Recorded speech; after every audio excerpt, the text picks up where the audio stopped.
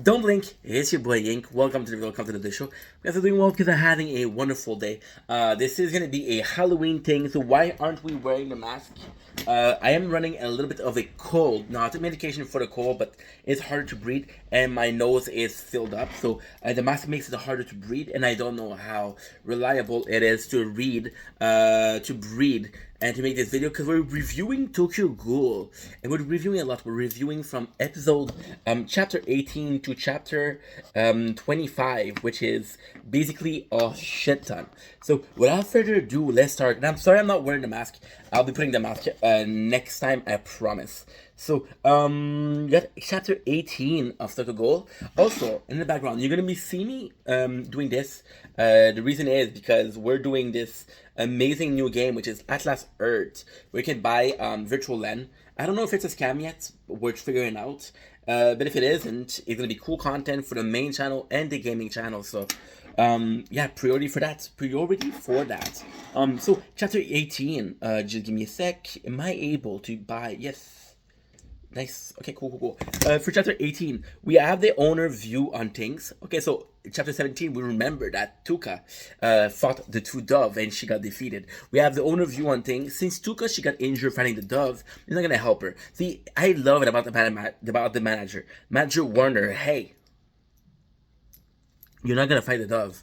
And Tuka's like, fuck you, I'm gonna fight the dove. And then she got injured, so the manager, and I love that. The manager isn't mad at her. He's not gonna tell her leave, Auntie Cool, we don't want you here. But if her injury was happened during the fight, he's not gonna help her. So he's just like, yo, you had this fight, you're gonna be taking care of it. And if you're not happy, then maybe next time you'll think about it twice. So super simple. We got the injury. Ken is worried about her, and it's kind of sweet because Antiku right now, and it kind of sucks. In the beginning, it kind of sucks because in Antiku we have like three characters. In the beginning, we have the old man Tuka and Ken Kaneki. There's a lot more characters when it comes to the Antiku. There's a lot of characters that's gonna be added. But at the first time, it's only those three. Even Yomo. Yomo doesn't really count because he's loyal to the old man, but not Antiku. So the fact that Kaneki gives a shit is kind of cool because the old man doesn't. And I think Tuka wants that. Tuka is this really sweet, really caring person. Really caring person. And Tuka, she's willing to take care of everybody, but has nobody to take care of her. And that's a heavy burden to have. And Tuka is strong, but she's also human. Well, she's a ghoul, but she feels humanity, right? We got to worry about her. He said that he doesn't mind who die. What I mean by doesn't mind who die, doesn't mind if a ghoul die or a human dies. It's all about who they are and you try to protect because everybody's worth alive. And that is the second time that Ken has been showing a likeness to ghouls. The first time was with Inami when he teach her how to read. Second time was like, yo, their life is worth it.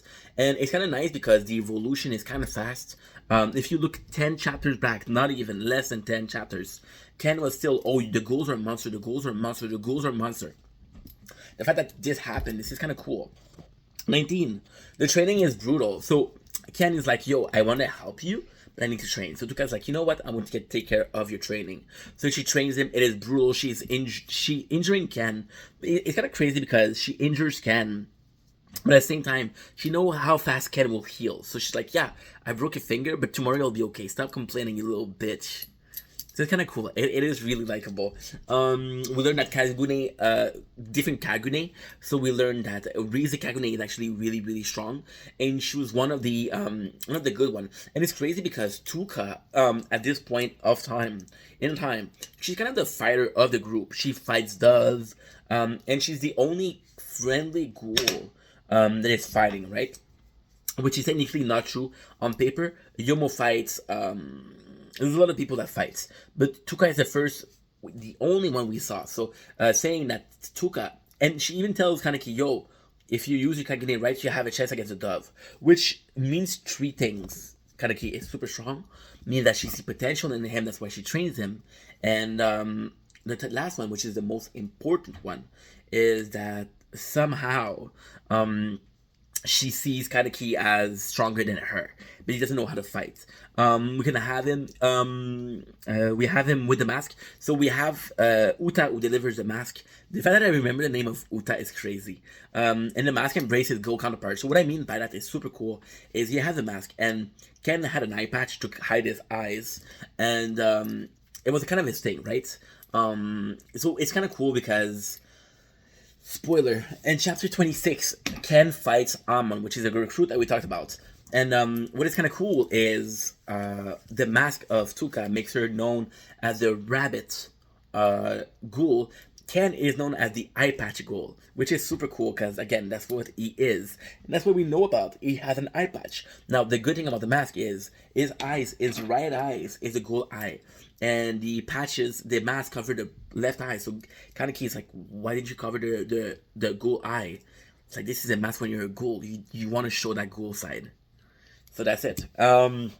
20. Tuka goes to the institute. Yeah, Tuka goes to the institute. There's this really cool scene where they wear a disguise. And it's kind of funny because she disguised Ken.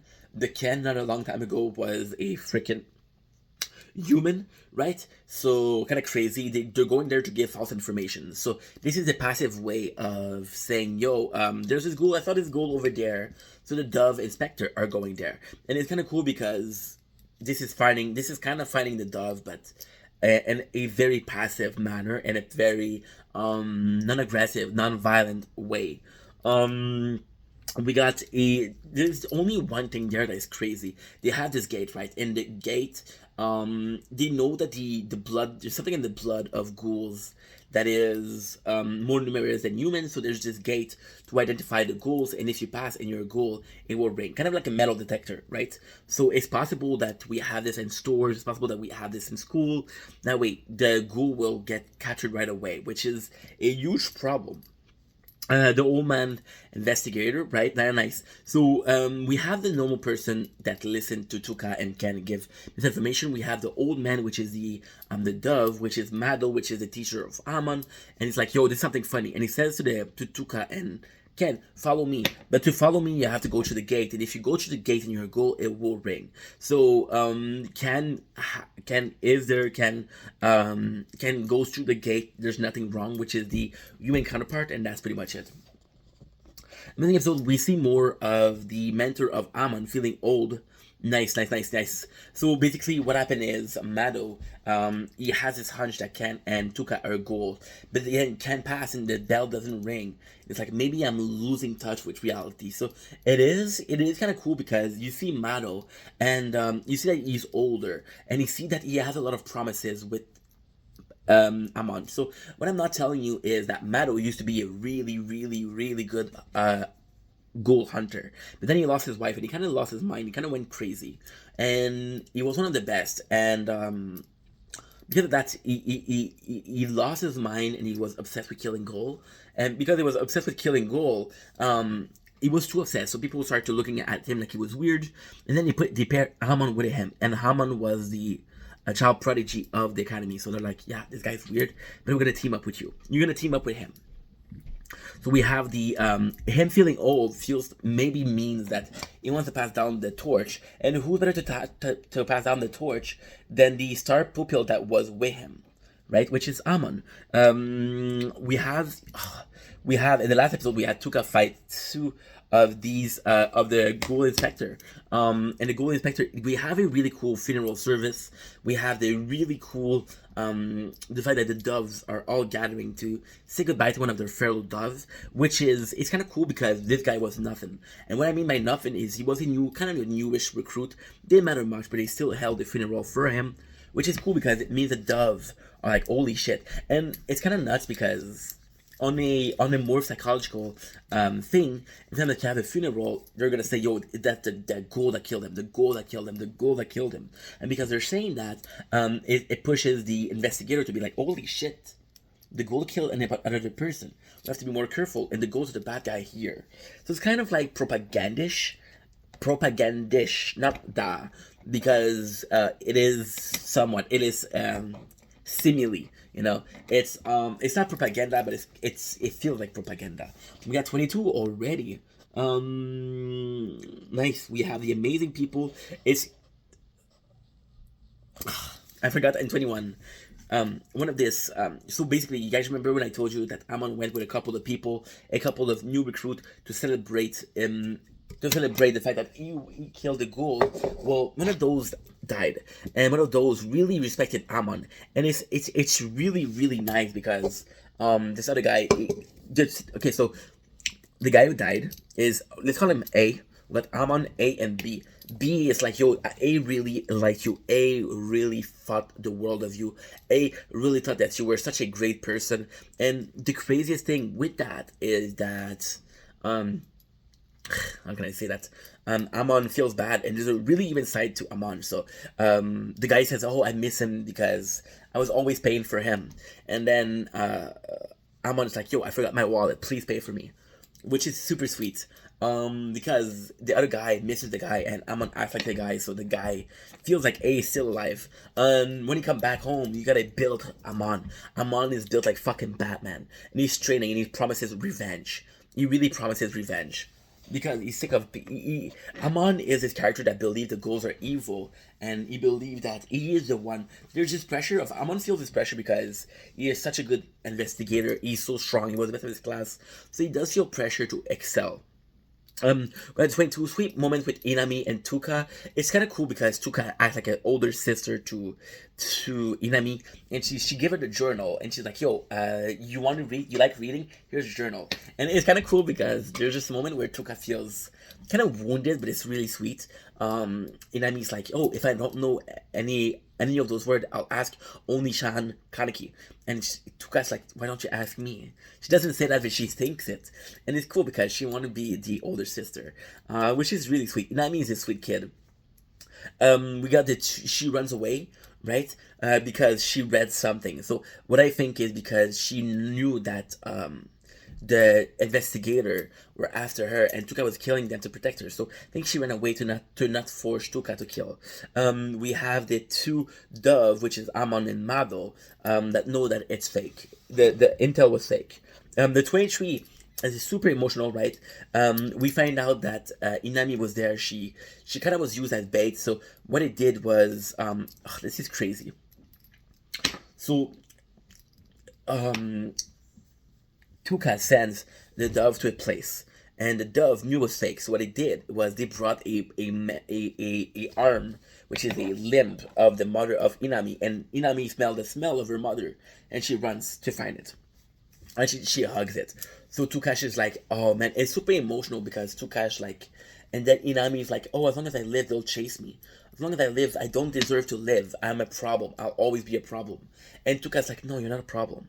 You didn't choose to be there. You didn't choose to be a ghoul. It's gonna be fine. It's gonna be, everything's gonna be okay. I'm gonna take care of you. And it's really sweet. And then we got Mado that's there, and it's kind of cool because Mado is there, and we have Tuka. Yeah, yeah. It's Mado up here. So Mado is gonna fight Tuka, and Amon is called to help Mado, but Ken is in the way. So Ken will fight Amon, which is possibly, I want to say, I absolutely want to maintain that the fight between Kaneki and Amon is the most important moment in Tokyo Ghoul. We'll see why in 23 and 24, sorry. We have two completely different fights. So the first fight is Tuka and Mado. And the whole time, Mado is insulting Tuka. He's saying like, oh, you're a pig, you're animals, you don't deserve to live. You don't deserve to. And Mado is really sadistic. For example, we learned that the Kagune, which is the weapon that the dove use, are made of Kagune, of the ghoul. So, for example, which is really cool because if you kill a strong ghoul, get a new weapon. There's a character called Joker, right? And Joker is this crazy guy, but he's also a dove. And Joker ends up killing one of the strongest ghoul in existence.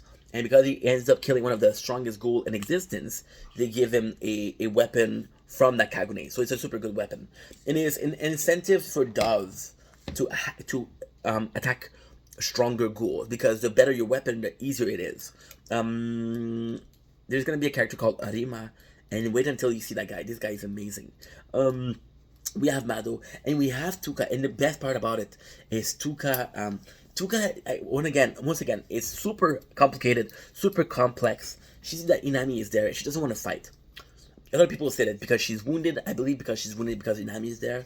She want to show that there's positive. So Tuka was like, "Yo, I never chose. I understand why you hate me. I understand why you view the gold of the way you do, but we aren't all like that. We are not all like Rize." She didn't say like that, but she's like, "We're not all bad ghouls. We deserve to live. We deserve a chance. I want to live like you guys." And it's a super emotional moment where she admits that she envy humans. And the whole time, Tuka has been saying, "Oh, fuck humans. They're not good. They're not good. They're not good." But then she finally admits that she's jealous. So Mado was like, "Fuck you. I don't care." Now we have the Ken fight and Amon. And it's funny because Ken fights Amon, and the whole time Amon is like, "Yo, this is you goals are a mistake. The world was better. The world would be, better without you.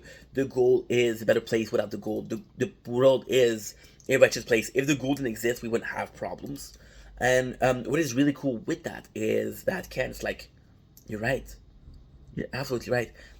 A couple of weeks ago, I would think like you, but now I'm a ghoul." And he's even admitting that some of the ghouls have been going to the wrong path. And it's kind of nuts because the only path. Okay, so that's not true. He did see Nishiki go down the wrong path. He did see Rize that go down the wrong path. So he has this idea that, okay, well, maybe some of the goal, but we're not all like that. He thinks about Inami. She doesn't deserve to die. He even said that Tuka went too far, which is huge for Kaneki because he respects Tuka, but he has to admit like, "Yo, she went too far." But he's like, "Those people don't deserve to die," and I'll have to show you. And he decides to fight Amon, but in a way where he's like, "I'm gonna fight Amon, but I don't have a choice. If I don't fight him, he will never understand or never respect what I have to say." So he fights with Amon, and it's so cool because this is the first fight that Ken really have. But the reason why it's so cool is because we remember young Ken, and we remember him being so weak and so weak, and being like, "Yo, I kind of need your help. I kind of need you to teach me. I kind of need you to." Sorry, we're searching for 24, and I want to make sure that I didn't forget anything. Because if I did forget something, it's okay, but it's more so that I don't want to miss anything because I'm gonna do this once.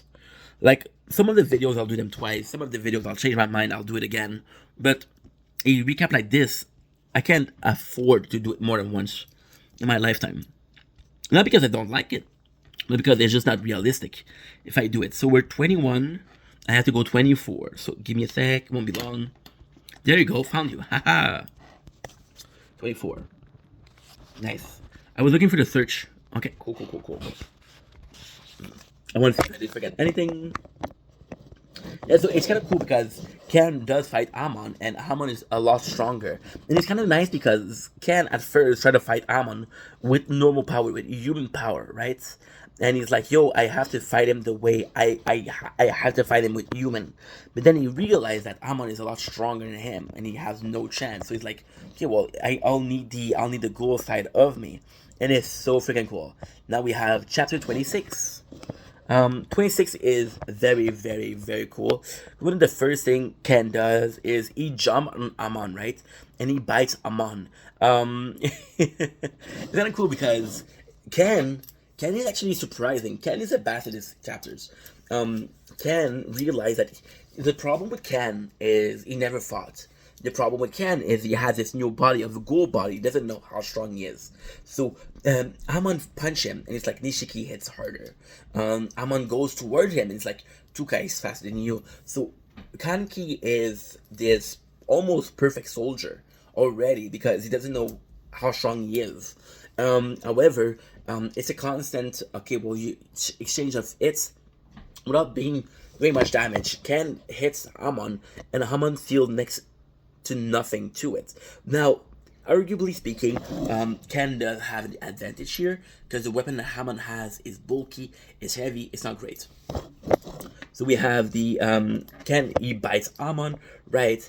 And because he bites Amon, he's able to get the Kagune. The problem with that is he become more of like a ghoul, and there's this really amazing moment where Kaneki is able, and this is why this is so important. This is why it is such an important it is such an important part of the game of the sorry the plot of the game, the story. So Ken takes out his Kagune and destroy Amon's weapon, and then Amon is willing. He's like, "Yo, I got bested by a ghoul. I got bested," and because Ken ate a little bit of Amon, he's like he's turning into a ghoul more and more and more and more and more. But he's still able he's still able to convince himself to control himself. And the first thing he says, he tells Amon, "Run away.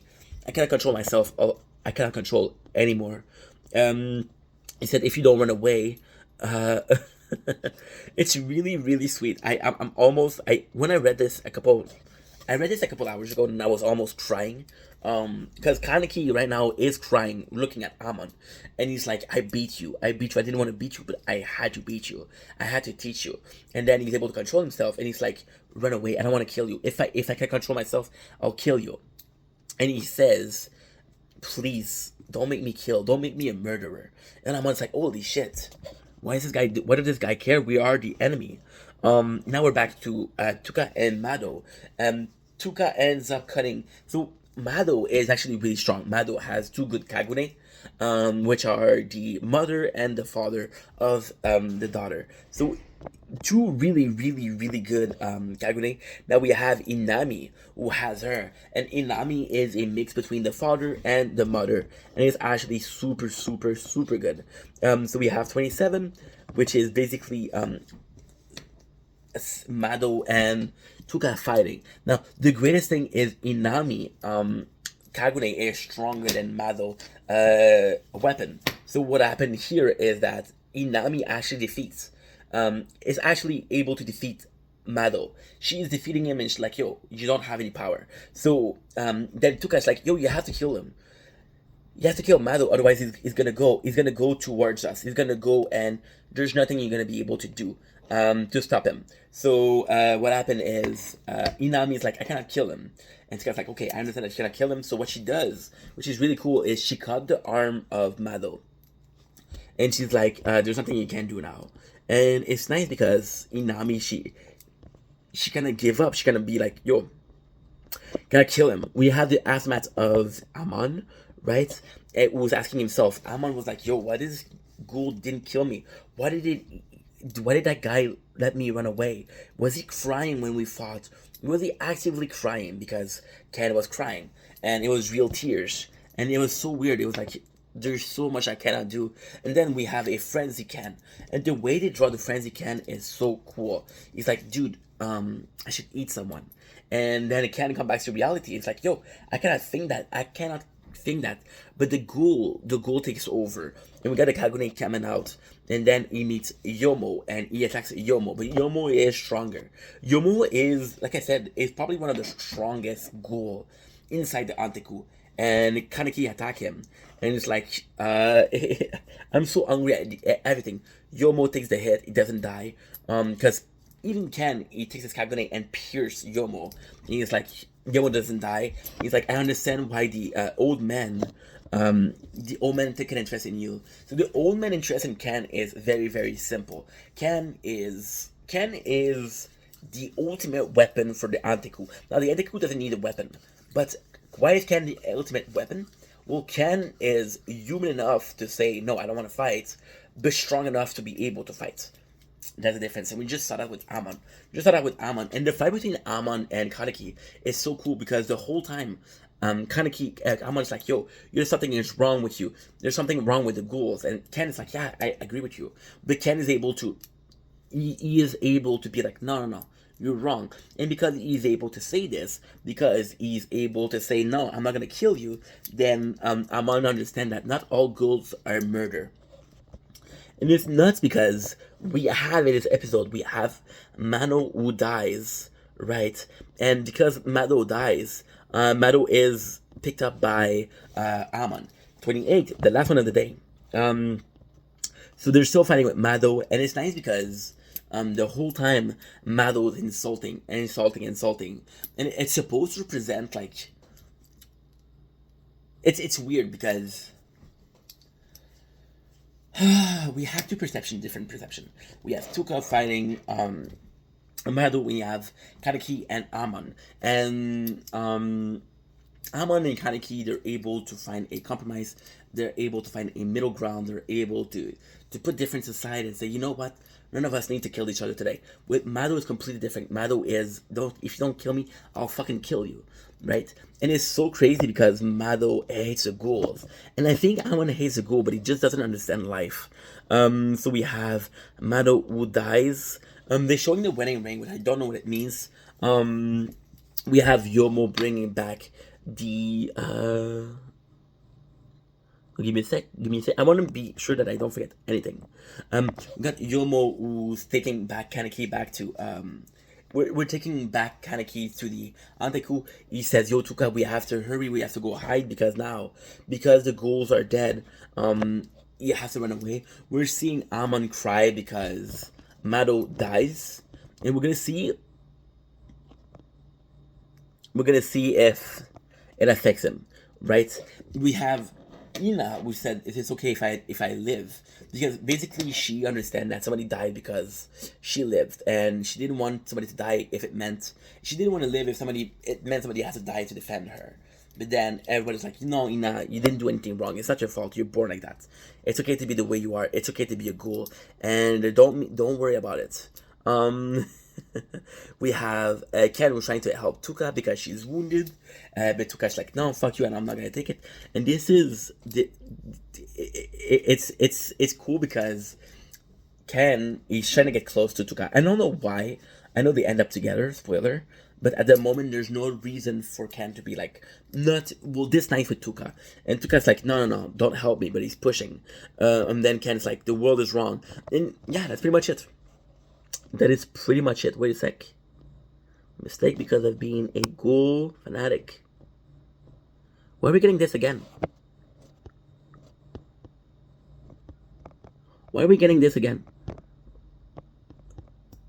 We're getting this multiple times? What the heck? Okay, so there was a bug with the page. But yeah, so basically that's it.